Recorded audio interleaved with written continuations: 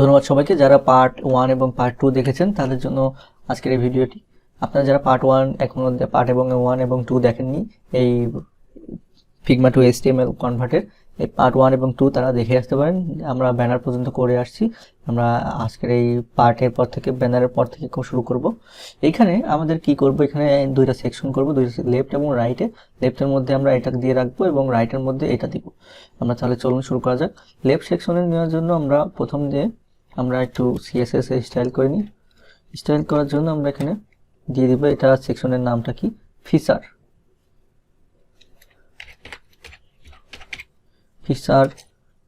CSS start, feature CSS start. আর এটাকে হেডারের নিচে আমরা সেকশন নিব, যতগুলো পার্ট আছে সবই এখন সেকশন ব্যবহার করব। ফিচার পার্ট স্টার্ট করে আমরা ফিচার পার্টটা স্টার্ট করব। এখানে এখন সেকশন নিব, সেকশনের মধ্যে একটা আইডি নিব ফিচার। এরপরে আমরা এখানে আমাদের সেকশনের মধ্যে যেহেতু আমাদের সকল কন্টেন্ট এই কলামের অর্থাৎ যে গ্রিড যে আমাদের কন্টেনারের মধ্যেই আছে, সেহেতু আমরা কন্টেনার নিব। এখানে কন্টেনারটা প্রথমে নিয়ে নিলাম, এই কারণে যে কন্টেনারটা নিলে পরে আমরা একবারে মাপ ওয়াইজ করে নিতে পারবো, যেহেতু আমাদের এখানে কমনে ধরা আছে। এখানে লিখে দিই আমি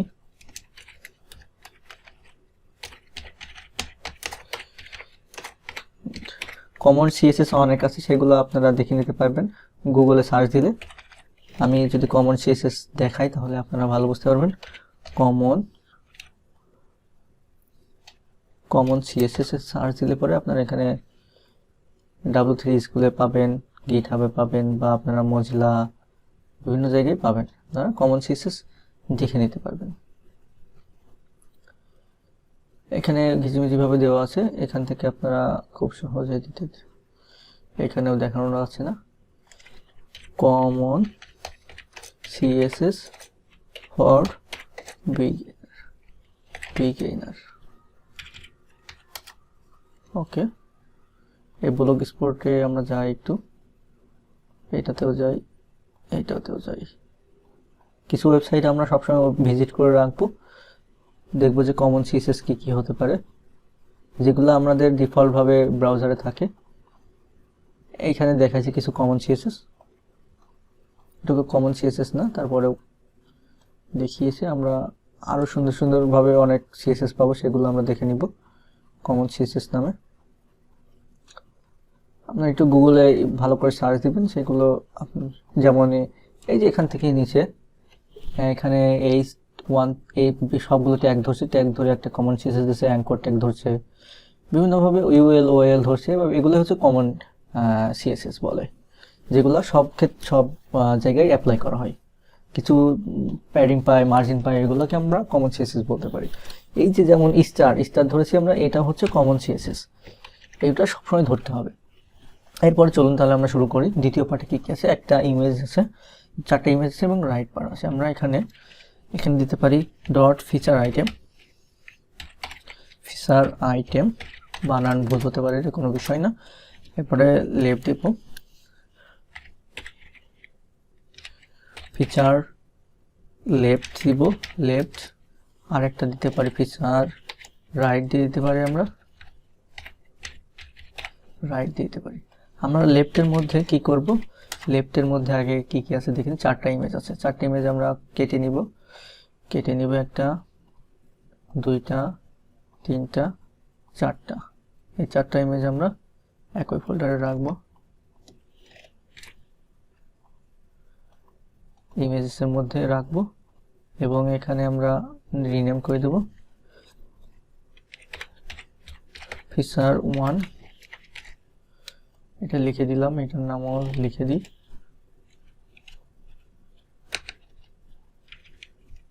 ফিচার 2,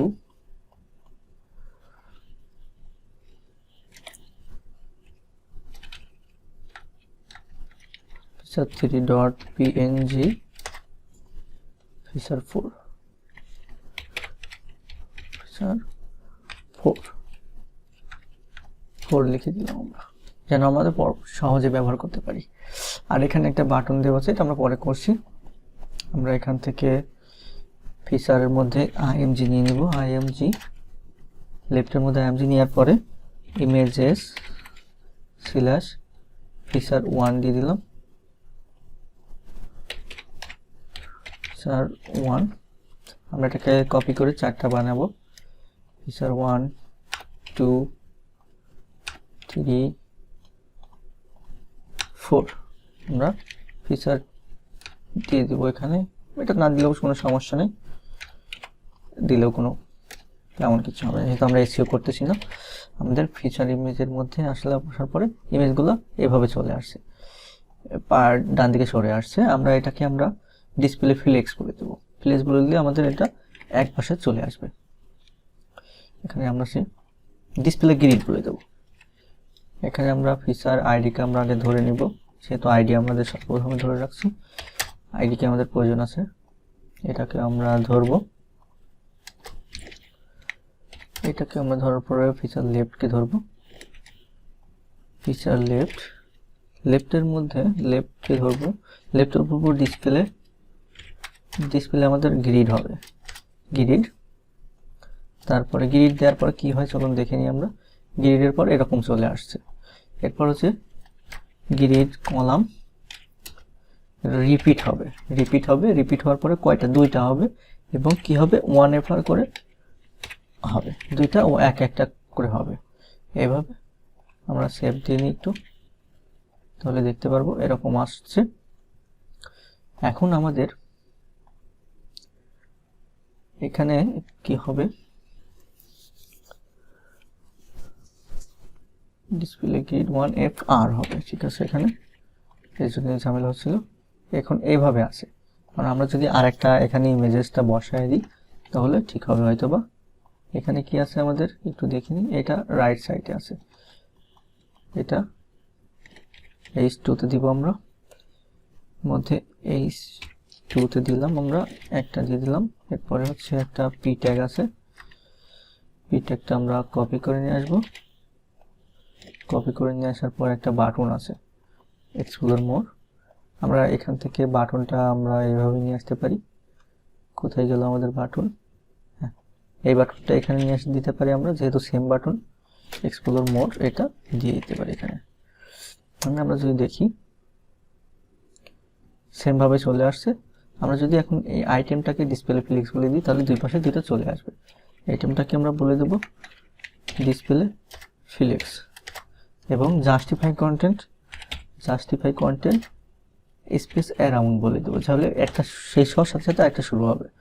আমরা এখান থেকে শুরু চলে আসছে। এখান থেকে আমরা এখানে একটা জিনিস একটু দেখব, সেটা হচ্ছে এখানে কি আছে, এখান থেকে একটু ফাঁকা আছে, অর্থাৎ একটু স্পেস আছে এখানে। আমরা যদি এখানে একটু দেখি, এটা 50 পিক্সেলের মতো একটু গ্যাপ আছে লেফটে।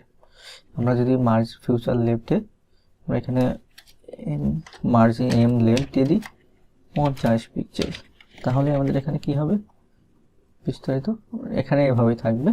এবং আমাদের একটু গ্যাপ থাকতে হবে, একটা ইমেজ থেকে আরেকটা ইমেজের দূরত্ব 24 পিক্সেল। এখানে হচ্ছে আমাদের ফিচার লেফটের মধ্যে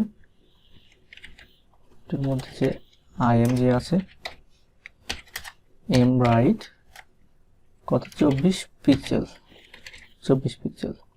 তারপরে এম টপ 24 পিক্সেল।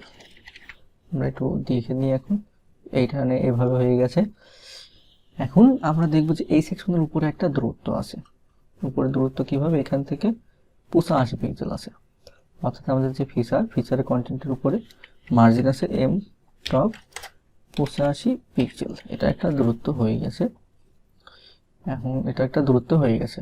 এরপরে আমরা এই সেকশন থেকে একটা নিচের একটা দূরত্ব আছে, আমরা একটু দূরত্ব দেখব 130 পিক্সেল, এটা আমরা দিয়ে দেব এম বটম 130 পিক্সেল, এটা আমরা দিয়ে দিলাম। এখন এটা এখান থেকে দেখা যাবে।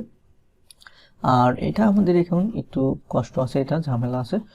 এটাকে আমরা কি করতে পারি, ওকে আমরা এটাকে আমরা কপি তো করাই আছে, আমরা এটাকে আমরা 2 লাইনে নিব, ফিচার একটা লাইনে নিব। এর জন্য আমরা কি করতে পারি, ফিচারকে আমরা একটা ফিচারের আগে একটা বিআর দিয়ে দিই, বিআর দিলে লাইনে চলে যাবে, ব্রেক হবে, ব্রেক হয়ে আশা করি লাইন ভেঙে চলে যাবে। হ্যাঁ, লাইন ভেঙে চলে আসছে। আর এখানে কি একটা কালার আছে আমরা দেখিনি, অফ আওয়ার একটা কালার আছে, বোল্ড অফ আওয়ার, এটাকে আমরা বোল্ড বি ট্যাগে রাখবো, বোল্ড ট্যাগে রাখবো, একটু বোল্ড দেখাবে তাহলে।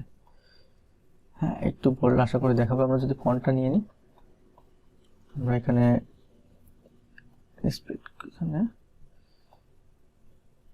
কালারটা নিয়ে নিব। আমরা এখানে আমরা কিভাবে করব, এখানে আমরা ফিচার রাইট ডট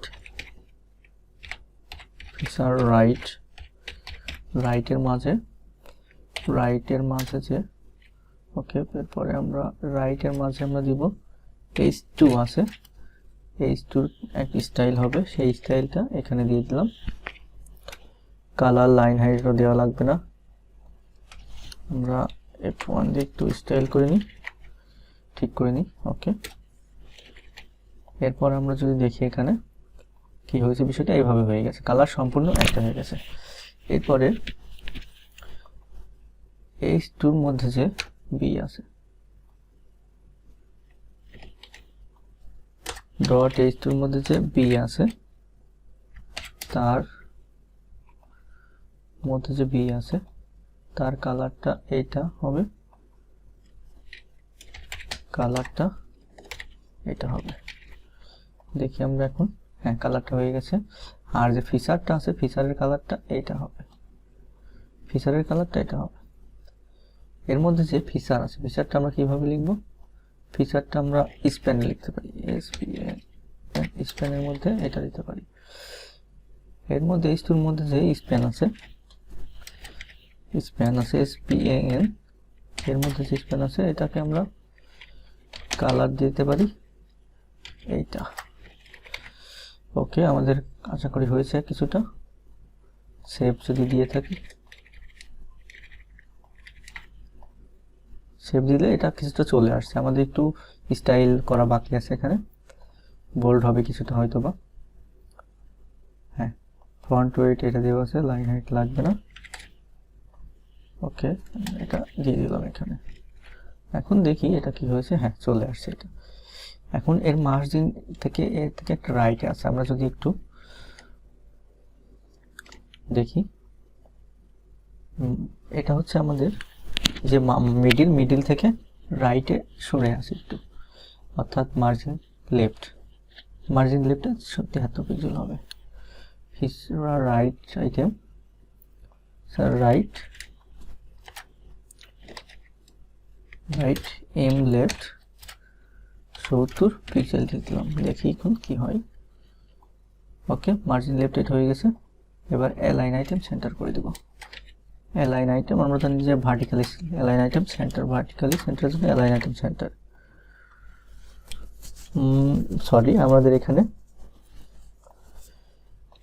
ওকে দেখি একটু টেক্সট অ্যালাইন সেন্টার দিয়ে দেখি একটু, টেক্সট অ্যালাইন সেন্টার তো হবে না, এভাবে ঝামেলা করবে। অথবা আমাদের আরেকটা কাজ করতে পারি, সেটা হচ্ছে মার্জিন দিয়ে দিতে পারি আমরা এখান থেকে 287 পিক্সেল, একটা গ্যাপ দেখি কত পিক্সেল আছে। কিভাবে পরিমাপ করব আমরা, এখান থেকে একটু 287 পিক্সেল থেকে 85 পিক্সেল বাদ দিব। Calculator 287 minus 85 pixel, around 200 pixel দিয়ে দিব। মার্জিন রাইট দেওয়া আছে, এটা ফিচার রাইটের এম টপ অ্যারাউন্ড 200 পিক্সেল দিয়ে দিলাম, তাহলে আমাদের কিছুটা চলে আসবে। কিছুটা চলে আসছে। এইভাবে আমাদের ডিজাইনটা কিন্তু কাছাকাছি হয়ে গেছে। পি আছে, যেটা পি স্টাইল করতে হবে, না দিয়ে আমরা এখানে দেব পি আছে, পির আমরা স্টাইলটা নিয়ে আসবো। পির স্টাইলটা নিয়ে আসার জন্য আমরা এখান থেকে কালার এটা নিব, সম্পূর্ণ কপি করলে হবে না, অনেক কিছু আছে যেটা প্রয়োজন না। আমরা এটাকে একটু সরিয়ে দিলাম। এখন আমাদের দেখি আমরা একটু, এখন গ্রাইন্ড দিকে একটু ভেঙে গেছে, একটু গ্রাইন্ড দিকে একটু প্যাডিং রাইট দিতে হবে। যেহেতু আমাদের ফন্টটা এই দিক থেকে ভাঙছে অ্যাভেলেবল এবং ইনজেক্টেড থেকে ভাঙছে, সেহেতু আমরা প্যাডিং রাইট দিতে পারি 30 পিক্সেল। দেখি কি হয়। 30 পিক্সেলে ভাঙে নাই। এখন আমরা একটু দেখব কতটুকু ভাঙে। এখান থেকে আমরা ইন্সপেক্ট করব। ইন্সপেক্টের পরে ইন্সপেক্ট করার পরে এই টুলসটা ধরবে। এই টুলসটা ধরে আমরা এখানে পির উপরে রাখবো। পির উপরে রেখে আমরা এখানে 30 আছে, 30 আমরা এখান থেকে পি ট্যাগ ধরবো। পি ট্যাগ অথবা আমরা এখানে একটু টুলস দিয়ে এখানে ধরলে পরে পি ট্যাগ এখানে ধরে দেবে। আমরা এটাকে বাড়াই দেবো দেখি কত আসে। হ্যাঁ, অ্যাভেলেবল থেকে ভাঙছে এবং ইনজেক্টেড থেকে ভাঙছে 50 পিক্সেল হবে। আমরা এখান থেকে সেভ করে দিতে পারি। সেভ করে দিলে মনে হয় হবে, কিন্তু এটা হয়েছে কিনা জানি না। এটা হবে না, এটা ফায়ারফক্স থেকে হয়। 50 পিক্সেল আমাদের এটা হয়ে গেছে এই পার্টটা। এখন ধন্যবাদ সবাইকে এই পার্টটা দেখার জন্য। পরবর্তী ভিডিওতে আমরা দ্বিতীয় পার্টটি দেখাবো। এই দ্বিতীয় পার্টে এটা আমরা দেখাবো। ধন্যবাদ সবাইকে।